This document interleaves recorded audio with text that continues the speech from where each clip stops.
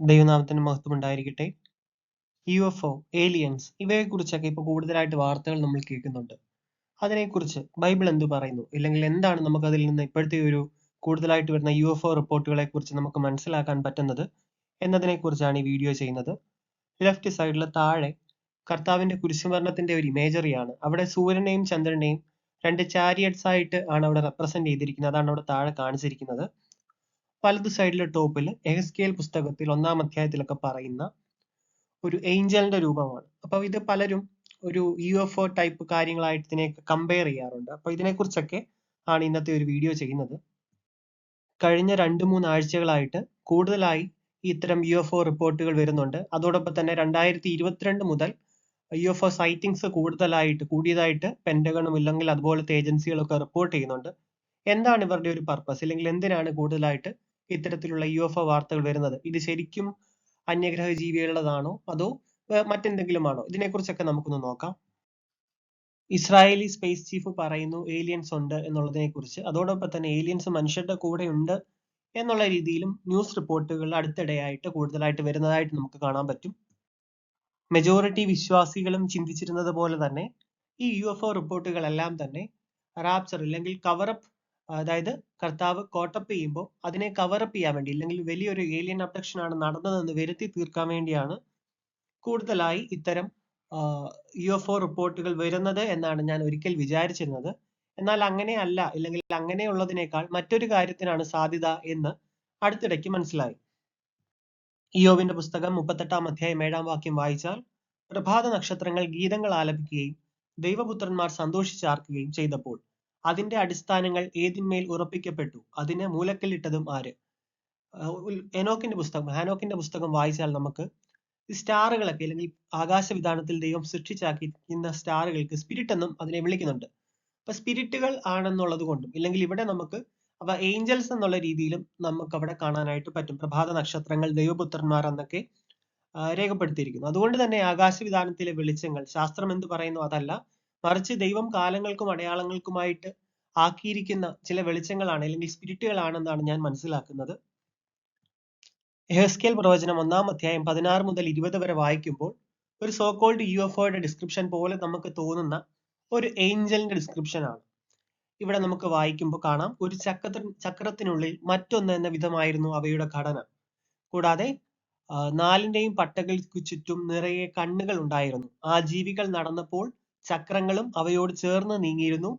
ജീവികൾ നിലത്ത് നിന്ന് ഉയരുമ്പോൾ ചക്രങ്ങളും ഉയരുന്നു. അവ എവിടെ പോകണമെന്ന് ആത്മാവ് ഇച്ഛിച്ചുവോ അവിടെയെല്ലാം അവ പോയി. അവയോടൊപ്പം ചക്രങ്ങളും പോയി. എന്തെന്നാൽ ആ ജീവികളുടെ ആത്മാവ് ആ ചക്രങ്ങളിൽ ഉണ്ടായിരുന്നു. ഒരു സംതിങ് ആകാശത്ത് എഹെസ്കേൽ പ്രവാചകൻ കാണുന്ന ഒരു ദർശനമാണിത്. അപ്പം അവിടെ കാണുന്ന ഏഞ്ചലിന്റെ രൂപം എന്ന് പറയുന്നത് ഭയങ്കര ഇൻട്രസ്റ്റിംഗ് ആണ്. അല്ലെങ്കിൽ ഇന്ന് പലരും ഒരു UFO ആയിട്ട് സ്പോട്ട് ചെയ്യുന്ന പല വസ്തുക്കളുടെയും ഷേപ്പായിട്ട് ഇതിന് സാമ്യമുണ്ടെന്ന് ചിലർ പറയുന്നുണ്ട്. എഹെസ്കേൽ പ്രവചകൻ കാണുന്ന ഒരു ദർശനമാണ് ലെഫ്റ്റ് സൈഡിൽ നമുക്ക് കാണാൻ പറ്റുക. എഹെസ്കേൽ പ്രവചനം 1-ാം അധ്യായത്തിലൊക്കെ പറയുന്നതാണ്. റൈറ്റ് സൈഡിൽ നോക്കിയാൽ വളരെ റീസെന്റ് ആയിട്ട് അവർ കണ്ടെത്തി, അല്ലെങ്കിൽ ആകാശത്ത് നിന്ന് ഒരു മനസ്സിലാക്കാൻ പറ്റാത്ത പേടകം, അതായത് UFO എന്ന് പറയുന്നത് അൺഐഡന്റിഫൈഡ് ഫ്ലൈയിങ് ഒബ്ജക്ട് എന്നുള്ളതാണ്. അപ്പം ഈ ഒരു അൺഐഡന്റിഫൈഡ് ഫ്ലൈയിങ് ഒബ്ജക്ട് അഥവാ UFOയ്ക്ക് മുൻപ് പറഞ്ഞിരുന്ന വീൽ വിത്തിൻ എ വീൽ എന്ന് പറയുന്ന ഒരു ഷേപ്പുമായിട്ട് സിമിലാരിറ്റി ഉണ്ടെന്ന് പല റിപ്പോർട്ടുകളിലും കണ്ടു. അപ്പം ഇത് ശരിക്കും ഏഞ്ചൽസ് ആണോ അതോ മനുഷ്യർ തന്നെ, അല്ലെങ്കിൽ ഡിസപ്ഷന് വേണ്ടി ഉണ്ടാക്കുന്ന കുറെ സംഭവമാണോ എന്ന് നമുക്ക് അറിയില്ല എന്നുള്ളതാണ് വാസ്തവം. കാരണം ഇത് പല അതായത് മനുഷ്യർ ഇന്ന് ബ്ലൂ ബീം ടെക്നോളജി അല്ലെങ്കിൽ ഹോളോഗ്രാഫിയിൽ കൂടിയൊക്കെ ഇത്തരം പല കാര്യങ്ങളും ആകാശത്ത് പ്രതിഫലിപ്പിക്കാനും അല്ലെങ്കിൽ കാണിക്കാനും ഒക്കെ ഉള്ള ടെക്നോളജി അവരുടെ ഉണ്ട്. കൂടാതെ സാത്താന്റെ അല്പകാലം ആയതുകൊണ്ട് തന്നെ ഡിസപ്ഷന്റെ ഏറ്റവും കൂടുതലുള്ള സമയമാണ് എന്ന് നമുക്ക് അറിയാം. കൂടുതൽ ഇതിനെക്കുറിച്ച് നോക്കാം. ഒഫനീം എന്നാണ് ഇതിനെ എബ്രായ ഭാഷയിൽ വിളിക്കുന്നത്. അതായത് ചക്രങ്ങൾ, വീൽസ് എന്നൊക്കെ അർത്ഥം വരുന്ന. അപ്പം ഇത്തരം ഏഞ്ചൽസിന്റെ വിഷൻ അല്ലെങ്കിൽ ചാരിയറ്റ്സിന്റെ വിഷൻ എഹെസ്കേൽ പ്രവചനം പറയുന്നത് പോലെ തന്നെ ചാവുകടൽ ചുരുളുകളിൽ നിന്നും നമുക്ക് അതിന്റെ ഡേറ്റാസ് കിട്ടിയിട്ടുണ്ട്. അപ്പം ഇത് ഏഞ്ചൽസ് ആണെന്നും ഇല്ലെങ്കിൽ അവരുടെ വാഹനങ്ങളാണെന്നും ഒക്കെ പറയുന്ന ഒരു പോയിന്റുകൾ, അല്ലെങ്കിൽ അങ്ങനെയൊക്കെയുള്ള സജഷൻസ് നമുക്ക് കാണാനായിട്ട് പറ്റും.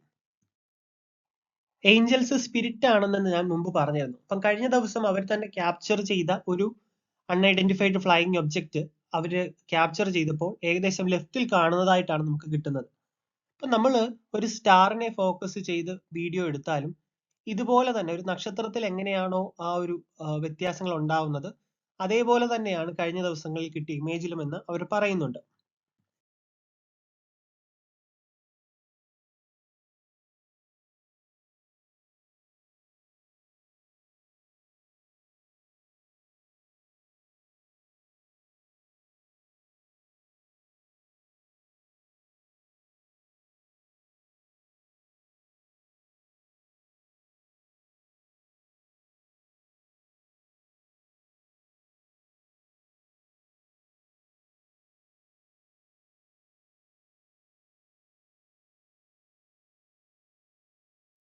ഇയ്യോബിന്റെ പുസ്തകത്തിൽ നക്ഷത്രങ്ങളെക്കുറിച്ചും അല്ലെങ്കിൽ അവരുടെ രാശിചക്രത്തെക്കുറിച്ചും ഒക്കെ പറയുന്ന ഒരു പാർട്ടുണ്ട്.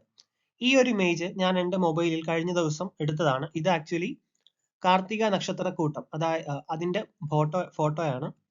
ഇടത് സൈഡിൽ കാണുന്നത് ഞാൻ എടുത്ത ഒരു കാർത്തിക നക്ഷത്രക്കൂട്ടത്തിന്റെ ഫോട്ടോയും റൈറ്റ് സൈഡിലുള്ളത് വേട്ടക്കാരൻ അഥവാ മകയിരത്തിന്റെ ഒരു ഫോട്ടോയുമാണ്. അപ്പൊ ഇവിടെ നമുക്ക് നോക്കിക്കഴിഞ്ഞാൽ കാർത്തികയുടെ ചെങ്ങല നിനക്ക് ബന്ധിക്കാമോ, മകയിരത്തിന്റെ ബന്ധനങ്ങൾ അഴിക്കാമോ? ഇത് ഇയ്യോബിന്റെ പുസ്തകം 38-ാം അധ്യായം 31-ാമത്തെ വാക്യമാണ്. ഇവിടെ തുറക്കുന്നതിനെ കുറിച്ചും അല്ലെങ്കിൽ ബന്ധനങ്ങൾ അഴിക്കുന്നതിനെ കുറിച്ചും ബന്ധനങ്ങൾ ആക്കുന്നതിനെ കുറിച്ചും നിനക്ക് സാധിക്കുമോ എന്ന് ചോദിക്കുന്ന ഒരു സ്റ്റേറ്റ്മെന്റ് ആണ്. അപ്പൊ ഇതിനെക്കുറിച്ചുള്ള മറ്റ് ചില വാക്യങ്ങൾ കൂടി നമുക്ക് ബൈബിളിന്റെ അടിസ്ഥാനത്തിൽ നോക്കാം. യെശയ്യാ പ്രവചനം 22:22 വായിച്ചാൽ, ഞാൻ ദാവീദ് ഗൃഹത്തിന്റെ താക്കോൽ അവന്റെ തോളിൽ വെക്കും, അവൻ തുറന്നാൽ ആരും അടയ്ക്കുകയില്ല, അവൻ അടച്ചാൽ ആരും തുറക്കുകയുമില്ല. നമുക്ക് പുതിയ നിയമത്തിലേക്ക് വരുമ്പോൾ കാണാം കർത്താവിനെ കുറിച്ച്, മശിഹായെ കുറിച്ചാണ് ഇത് പറഞ്ഞിരിക്കുന്നത്. റെവലേഷൻ 3:7 വായിച്ചാൽ, ഫിലാഡൽഫിയയിലുള്ള സഭയുടെ ദൂതന് ഇല്ലെങ്കിൽ എഴുതുക, വിശുദ്ധനും സത്യവാനും ദാവീദിന്റെ താക്കോലുള്ളവനുമായി ആരും അടയ്ക്കാത്തവണ്ണം തുറക്കുകയും ആരും തുറക്കാത്തവണ്ണം അടയ്ക്കുകയും ചെയ്യുന്നവൻ അരുളി ചെയ്യുന്നു. അതായത് ഇയ്യോബിന്റെ പുസ്തകത്തിൽ നമുക്ക് അവിടെ കാണാൻ പറ്റിയത് അടയ്ക്കാനും തുറക്കാനും നിനക്ക് സാധിക്കുമോ എന്നുള്ളൊരു ചോദ്യമായിട്ട് നമ്മളോട് ചോദിക്കുന്നതായിട്ടാണ് നമുക്ക് അവിടെ കാണാൻ പറ്റുക. അപ്പൊ അവിടെ അതിന് യോഗ്യനായിട്ട് മശിഹ അല്ലെങ്കിൽ കർത്താവ് മാത്രമേ ഉള്ളൂ എന്ന് നമുക്ക് കാണാനായിട്ട് നമുക്ക് ഈ ഒരു വാക്യത്തിൽ നിന്ന് പറ്റും. അതായത് ദാവീദ് ഗൃഹത്തിന്റെ താക്കോൽ അവന്റെ തോളിൽ വെക്കും. ഇപ്പൊ ഫിലാഡൽഫിയ സഭയെ അവയോട് എന്തുകൊണ്ട് ഈ തുറക്കുന്നതും അടയ്ക്കുന്നതും കാര്യം പറഞ്ഞു എന്നുള്ളതിനെ കുറിച്ച് അടുത്ത സ്ലൈഡിൽ കാണിക്കാം. കൂടാതെ മാത്യു 16:19 വായിച്ചാൽ ഈ ഒരു അധികാരം, അതായത് തുറക്കാനും അടയ്ക്കാനുമുള്ള അധികാരം ദൈവം പത്രോസിന് നൽകുന്നു. എന്റെ ആടുകളെ മേയ്ക്കുക എന്നൊക്കെ പറയുന്നത് നമുക്ക് കാണാനായിട്ട് പറ്റും. സ്വർഗരാജ്യത്തിന്റെ താക്കോൽ ഞാൻ നിനക്ക് തരുന്നു, നീ ഭൂമിയിൽ കെട്ടുന്നതൊക്കെയും സ്വർഗത്തിൽ കെട്ടപ്പെട്ടിരിക്കും, നീ ഭൂമിയിൽ അഴിക്കുന്നതൊക്കെയും സ്വർഗത്തിൽ അഴിഞ്ഞിരിക്കും എന്ന് ഉത്തരം പറഞ്ഞു. അപ്പം ഈ അഴിക്കുക, തുറക്കുക, അതോടൊപ്പം തന്നെ ബന്ധിപ്പിക്കുക, ബന്ധനത്തിൽ നിന്ന് മോചിപ്പിക്കുക, ഇത്തരം കാര്യങ്ങളുടെയൊക്കെ അതോറിറ്റി കർത്താവാണെന്ന് നമുക്ക് അറിയാം. അപ്പം ഇതിനെ ഫിലാഡൽഫിയ സഭയുമായിട്ടുള്ള ബന്ധം കൂടി ഞാൻ കാണിക്കാം. കാർത്തിക നക്ഷത്രക്കൂട്ടത്തിന്റെ ഒരു ഫോട്ടോ ഞാൻ എടുത്തതിന്റെ മുൻപത്തെ സ്ലൈഡിൽ കാണിച്ചിരുന്നു. നമുക്ക് 7 സഭകൾക്കുള്ള ദൂതിനെ കുറിച്ച് വായിക്കുമ്പോൾ അല്ലെങ്കിൽ നോക്കിക്കഴിഞ്ഞാൽ, ഇന്നത്തെ അവയുടെ ലൊക്കേഷൻ നോക്കിക്കഴിഞ്ഞാൽ ഇതേ കാർത്തിക നക്ഷത്രക്കൂട്ടത്തിന്റെ അതേ ഷേപ്പിലാണ് ഇരിക്കുന്നത്. Ephesus, Smyrna, Pergamum, Thyatira, Sardis, Philadelphia, Laodicea, ഈ 7 സഭകൾ ഈ കാർത്തിക നക്ഷത്രക്കൂട്ടത്തിലെ പ്രധാന 7 നക്ഷത്രങ്ങളുടെ പോയിന്റ് അല്ലെങ്കിൽ അതുപോലെയാണ് ഇരിക്കുന്നത്. അവിടെ ഫിലാഡൽഫിയയിൽ ഇരിക്കുന്ന അവിടെ ഒരു ഡോർ പോലെ ആക്ട് ചെയ്താൽ ലാവോഡീസിയയിലുള്ള അതിനെ ബന്ധിപ്പിക്കാൻ പറ്റും. അതായത് കാർത്തികയെ ബന്ധിപ്പിക്കാൻ അല്ലെങ്കിൽ തുറക്കാനും അടയ്ക്കാനും പറ്റുന്നത് ഈ ഫിലാഡൽഫിയക്കാണ്. അപ്പൊ അവരോട് പറയുകയാണ് ഇത് നക്ഷത്രക്കൂട്ടമായിട്ടും, അതായത് കർത്താവ് പറഞ്ഞ പ്രവചനത്തിന് ഇങ്ങനെ ഒരു മീനിങ് ഉള്ളതായിട്ടും കൂടെയാണ് എനിക്കിത് മനസ്സിലായത്. അതായത് ആകാശത്തിലെ അടയാളങ്ങളായിട്ട് കൂടിയാണ് പലതും വെളിപ്പാട് പുസ്തകത്തിൽ രേഖപ്പെടുത്തിയിരിക്കുന്നത്. അപ്പം എസ്പെഷ്യലി കാർത്തികയും മകയിരം എന്നൊക്കെ പറയുന്നത് വളരെ എളുപ്പത്തിൽ നമുക്ക് ആകാശത്ത് കണ്ടുപിടിക്കാൻ പറ്റുന്ന അടയാളങ്ങളാണ്. അവയുടെയും കൂടെ ടേംസ് ആണ് പല പ്രവചനങ്ങളും പറഞ്ഞിരിക്കുന്നത്. മുൻപ് ഞാൻ പറഞ്ഞിട്ടുണ്ട്, വെളിപാട് 12:1 അടയാളം എന്ന് പറയുന്നത് സൂര്യനെ അണിഞ്ഞൊരു സ്ത്രീ, കാൽച്ചുവട്ടിൽ ചന്ദ്രൻ, തലയിൽ 12 നക്ഷത്രങ്ങൾ എന്നൊക്കെ പറയുന്നത് ആകാശത്തിൽ ഉണ്ടായ അടയാളമാണ്. അപ്പൊ അത്തരത്തിൽ പലയിടത്തും അടയാളങ്ങൾ അല്ലെങ്കിൽ ആകാശത്തിൽ അടയാളം വെച്ചിട്ടാണ് വെളിപാട് പുസ്തകത്തിൽ പറയുന്നത്. ഒന്നാമത്തെ മുദ്രയെ കുറിച്ച് പറയുമ്പോഴും, അതായത് അത് ലിറ്റിൽ സീസണിലും ഒരു ഒന്നാമത്തെ മുദ്രയുടെ സമാനമായ ഒരു ഇതുണ്ടെന്ന് ഞാൻ പറഞ്ഞിരുന്നു. അവിടെ ഒരു കുതിരപ്പുറത്തിരിക്കുന്നവന്റെ കയ്യിൽ ഒരു വില്ലുണ്ട്, കൂടാതെ അവനൊരു കിരീടം ലഭിച്ചു. ഇത് സഗിറ്റേറിയസ് കോൺസ്റ്റലേഷനെ ആണ്. അതോടൊപ്പം തന്നെ ജൂപ്പിറ്റർ വന്നാണ് ഓരോ മുദ്രകളും സീലുകളും ഓപ്പൺ ആക്കുന്നത് എന്നുള്ളതിനെ കുറിച്ചൊക്കെ മുൻപ് ഞാൻ ഒരു വീഡിയോ ചെയ്തിട്ടുണ്ട്. നാസ ഉണ്ടാക്കിയ വോൺ ബ്രൗൺ എന്ന് പറയുന്ന ആള് അന്ന് പറഞ്ഞിരുന്ന ഒരു സ്റ്റേറ്റ്മെന്റ് ആണ്, the last card they play will be an alien card and it's all a lie. അതായത് അവസാനം അവർ പ്രയോഗിക്കാൻ പോകുന്നത് ഒരു അന്യഗ്രഹ ജീവിയുടെ വരവുണ്ടായി ഇല്ലെങ്കിൽ അത്തരത്തിലാണ് എന്നാണ് പറയുന്നത്. അപ്പം എന്തുകൊണ്ട് ഇതിനുള്ള ഒരു സാധ്യത അല്ലെങ്കിൽ ഇവരിങ്ങനെ ഫേക്ക് ചെയ്യാനുള്ള സാധ്യത കൂടുതലാണെന്ന് വെച്ചാൽ, സകല ജാതികളെയും തെറ്റിച്ചുകൊണ്ട് ദൈവത്തിന്റെ പ്രിയ നഗരത്തിനും അതോടൊപ്പം തന്നെ വിശുദ്ധന്മാരുടെ പാളയത്തിനും എതിരായിട്ട് സാത്താൻ പോകുമെന്ന് വെളിപ്പാട് 20-ന്റെ 8, 9, 10 വായിച്ചാൽ നമുക്കറിയാം. അപ്പൊ അതിനുവേണ്ടി ഒരു കാരണമാകാം ഇത്തരത്തിൽ, അല്ലെങ്കിൽ കൂടുതലായിട്ട് ഇപ്പൊ അന്യഗ്രഹ ജീവികൾ വരുന്നു, അവരുടെ ഒരു സിവിലൈസേഷൻ നോർത്ത് പോളിലുണ്ട് എന്നുള്ള രീതിയിലാവാം നമ്മളുടെ അടുത്തത് അവർ നറേറ്റ് ചെയ്യാൻ പോകുന്നത്. അപ്പം റൈറ്റ് സൈഡിൽ നോക്കിക്കഴിഞ്ഞാൽ ഇന്നത്തെ ഹോളോഗ്രാം അല്ലെങ്കിൽ 3D ടെക്നോളജി വെച്ചിട്ട് പല ഇവന്റുകളും ആകാശത്തിൽ ഉണ്ടാവുന്നത് പോലെ നമുക്ക് തോന്നിപ്പിക്കാവുന്ന രീതിയിൽ അവർക്ക് ഇമിറ്റേറ്റ് ചെയ്യാൻ പറ്റും എന്നുള്ളതാണ് മനസ്സിലായത്. ദൈവത്തിന്റെ വലുതും ഭയങ്കരവുമായ ദിവസം വരുന്നതിനെ കുറിച്ച് പല കാര്യങ്ങളും നമുക്ക് മാത്യു 24, അതോടൊപ്പം തന്നെ പൗലോസ്ലീഹ, പത്രോസ്ലീഹ, യോഹന്നാനൊക്കെ പറയുന്നതായിട്ട് അറിയാം. അപ്പം അതിനകത്ത് ഏറ്റവും പ്രധാനപ്പെട്ട ഒന്നാണ് നമുക്ക് പൗലോസ്ലീഹ പറഞ്ഞത്, നാശയോഗ്യനും അധർമ്മ മൂർത്തിയുമായവൻ വെളിപ്പെടണം എന്നുള്ളത്. നമുക്ക് യോഹന്നാന്റെ പുസ്തകം വായിച്ചാൽ, അതായത് ഇപ്പോൾ തന്നെ അനേകം എതിർക്രിസ്തുക്കൾ എഴുന്നേറ്റിരിക്കാൻ അന്ത്യനാഴികയാവുമെന്ന് നമുക്ക് അറിയാമെന്ന് യോഹന്നാൻ പറയുന്നുണ്ട്. കൂടാതെ രക്ഷ ഏറ്റവും അടുത്തിരിക്കുന്നു എന്ന് റോമൻസ് 13-ന്റെ 11 വായിച്ചാൽ പൗലോസ്ലീഹ പറയുന്നത് നമുക്ക് കാണാനായിട്ട് പറ്റും. നാം ആദ്യം വിശ്വസിച്ച സമയത്തേക്കാൾ രക്ഷ ഇപ്പോൾ നമുക്ക് അധികം അടുത്തിരിക്കുന്നു. അപ്പൊ കൂടുതലായിട്ട്, അല്ലെങ്കിൽ ആ ഒരു തലമുറയിൽ തന്നെ കർത്താവിന്റെ പ്രത്യക്ഷത ഉണ്ടായി എന്നുള്ളതിന്റെ വാക്യങ്ങളാണ് ഇവയൊക്കെയും. കൂടാതെ മാത്യു 16:28 വരുമ്പോൾ, മനുഷ്യപുത്രൻ തന്റെ രാജ്യത്തിൽ വരുന്നത് കാണുവോളം മരണം ആസ്വദിക്കാത്തവർ ചിലർ ഈ നിൽക്കുന്നവരിലുണ്ട് എന്ന് ഞാൻ സത്യമായിട്ട് നിങ്ങളോട് പറയുന്നു എന്നാണ് മശിഹ പറയുന്നത്.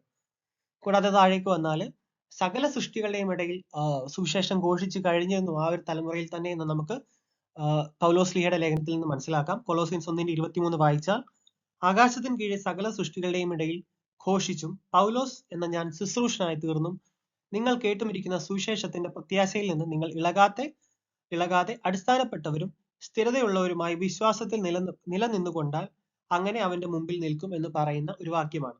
കൂടാതെ വെളിപ്പാട് 22:20 വായിച്ചാൽ, ഇത് സാക്ഷ്യപ്പെടുത്തുന്നവൻ പറയുന്നു, അതേ ഞാൻ വേഗം വരുന്നു. ഞാൻ മുൻപത്തെ വീഡിയോസിൽ പറഞ്ഞിട്ടുണ്ട്, വെളിപ്പാട് പുസ്തകം എഴുതപ്പെടുന്നത് AD 65-ന് മുൻപാണ്. 5 രാജാക്കന്മാർ വീണുപോയി, ഒരുവൻ ഇപ്പോൾ ഉണ്ട്, ഒരുവൻ ഇനിയും വരാനുണ്ടെന്നൊക്കെ പറയുന്നത് നീറോയുടെ കാലത്താണ് വെളിപ്പാട് പുസ്തകം എഴുതപ്പെടുന്നത് എന്നുള്ളതിന്റെ ഒരു ടൈം ഫ്രെയിം ആണ്. അപ്പം അതിനെക്കുറിച്ച് ഞാൻ മുൻപത്തെ വീഡിയോസിൽ ഡീറ്റെയിൽ ആയിട്ട് പറഞ്ഞിട്ടുണ്ടായിരുന്നു. 1000 ആണ്ട് കഴിഞ്ഞ് അല്പകാലത്തേക്ക് സാത്താനെ അഴിച്ചുവിടണമെന്ന് വെളിപ്പാട് 20 പറയുന്നുണ്ട്. ആ ലിറ്റിൽ സീസൺ അല്ലെങ്കിൽ സാത്താനെ അല്പകാലത്തേക്ക് അഴിച്ചുവിടുന്ന കാലഘട്ടത്തിൽ ജാതികളെ തെറ്റിക്കാനായിട്ട്, അല്ലെങ്കിൽ ജാതികളെ കൂട്ടിച്ചേർക്കാനായിട്ട് അല്ലെങ്കിൽ വശീകരിക്കാനായിട്ടുള്ള ഒരു തന്ത്രമാണ് ഈ UFO റിപ്പോർട്ടുകൾ കൂടുതലായിട്ട് ഇപ്പോൾ പുറത്തു വരുന്നത് എന്നാണ് ഞാൻ മനസ്സിലാക്കുന്നത്. അവൻ ഭൂമിയുടെ 4 ദിക്കിലുമുള്ള ജാതികളായി സംഖ്യയിൽ കടൽപ്പുറത്തെ മണൽ പോലെയുള്ള ഗോഗ് മാഗോഗ് എന്നിവരെ യുദ്ധത്തിനായിട്ട് കൂട്ടിച്ചേർക്കേണ്ടതിന് വശീകരിക്കാൻ പുറപ്പെടും. അവർ ഭൂമിയിൽ പരക്കെ ചെന്ന് വിശുദ്ധന്മാരുടെ പാളയത്തെയും പ്രിയ നഗരത്തെയും വളയും, എന്നാൽ ആകാശത്ത് നിന്ന് തീ ഇറങ്ങി അവരെ ദഹിപ്പിച്ചു കളയും. ഇങ്ങനെയാണ് വെളിപ്പാട് പുസ്തകത്തിൽ 20-ന്റെ 8, 9 പാർട്ടൊക്കെ പറയുന്നത്.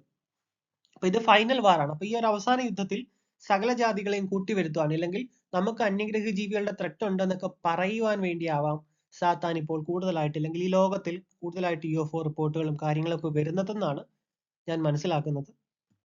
വെളിപ്പാട് 21 വായിച്ചു കഴിഞ്ഞാൽ സ്വർഗത്തിൽ നിന്ന് പുതിയ യെരൂശലേം ഭൂമിയിലേക്ക് വരുന്നതിനെ കുറിച്ച് പറയുന്നുണ്ട്. ലിറ്റിൽ സീസന്റെ അവസാനം അത് പുതിയ ഭൂമിയിലേക്കാണ് വരുന്നത്. അപ്പൊ നമുക്ക് മനസ്സിലാക്കാം, കുറച്ചു കാലമായിട്ട് സിനിമകളിൽ ഇങ്ങനെ ഏലിയൻസ് വരുന്നതും അല്ലെങ്കിൽ അത് മനുഷ്യരെ ഉപദ്രവിക്കാൻ വരുന്നതായിട്ടൊക്കെ പല സിനിമകൾ കാണിക്കാറുണ്ട്. അപ്പൊ ഒരുപക്ഷെ ഈ ദൈവത്തിന്റെ വിശുദ്ധ പ്രിയ നഗരം അല്ലെങ്കിൽ പ്രിയ നഗരത്തെയും അതോടൊപ്പം തന്നെ വിശുദ്ധന്മാരുടെ പാളയവും ഒക്കെ അന്യഗ്രഹ ജീവികളാണെന്ന് വരുത്തി തീർത്ത്, അല്ലെങ്കിൽ അത് മനുഷ്യർക്ക് അപകടമാണെന്ന് വരുത്തി തീർക്കുവാൻ വേണ്ടിയാണ് ഇപ്പോൾ കൂടുതലായിട്ട് ഇത്തരത്തിലുള്ള സിനിമകൾ അതോടൊപ്പം തന്നെ UFO റിപ്പോർട്ടുകൾ വരുന്നതെന്നാണ് മനസ്സിലാക്കുന്നത്. ആകയാൽ വിശ്വാസികളായ നമുക്ക് എന്താ ചെയ്യാൻ പറ്റുക? അപ്പൊ നമുക്ക് എഫേസ്യൻസ് ലേഖനം 6-ാം അധ്യായം വായിച്ചാൽ അതിനുള്ള കൃത്യമായിട്ടുള്ള ഉത്തരമുണ്ട്.